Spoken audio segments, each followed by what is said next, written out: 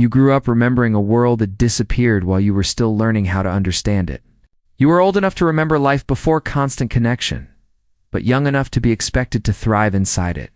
You learned patience in an analog childhood and urgency in a digital adulthood. And somewhere between those two realities, your identity never received a clear label. Not Gen X, not Millennial. Just in between. And that in-between space creates a very specific psychological experience most people never talk about. Because while other generations were handed clear cultural scripts, yours had to constantly rewrite itself.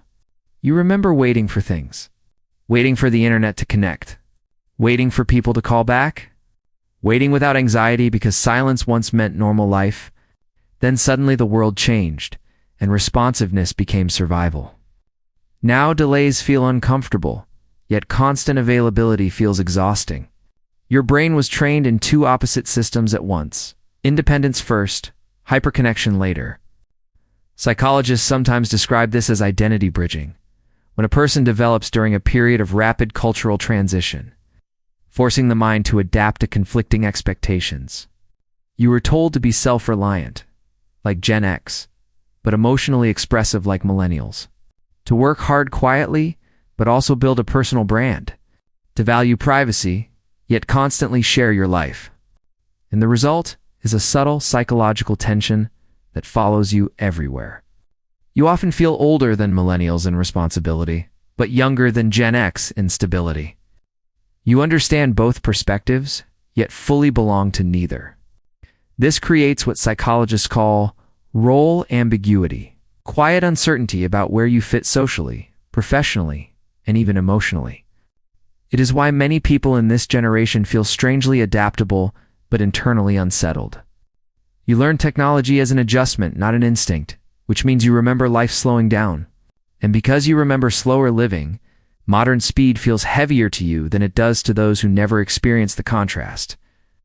At the same time, you adapted quickly enough that older generations sometimes assume you're fully comfortable with constant change.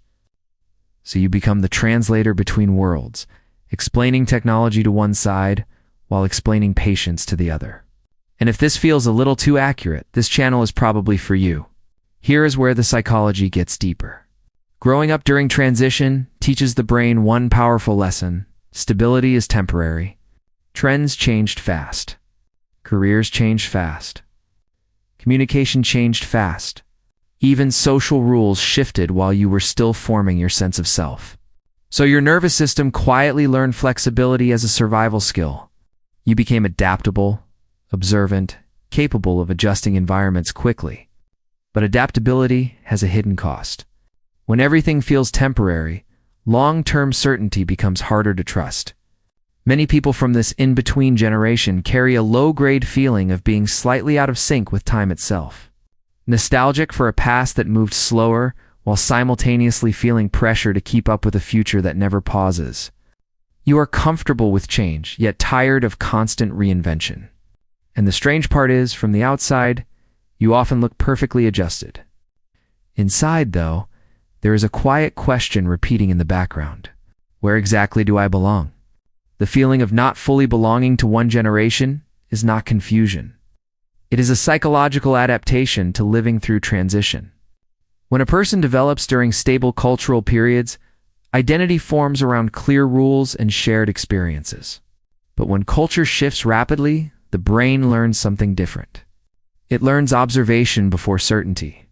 Many people born between Gen X and Millennials became early pattern readers, because the environment kept changing faster than expectations could settle.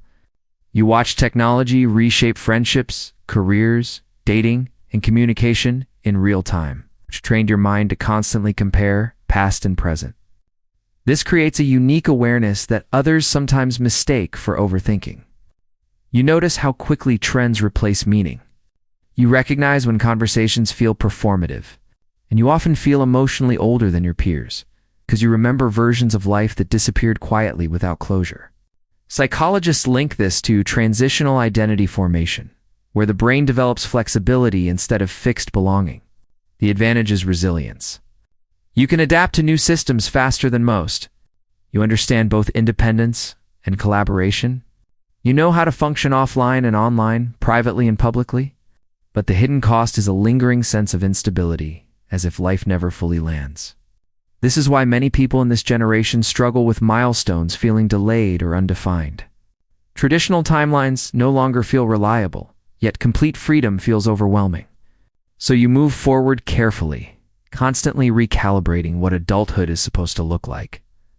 There is also a deeper emotional layer, because you witness the shift from privacy to constant visibility.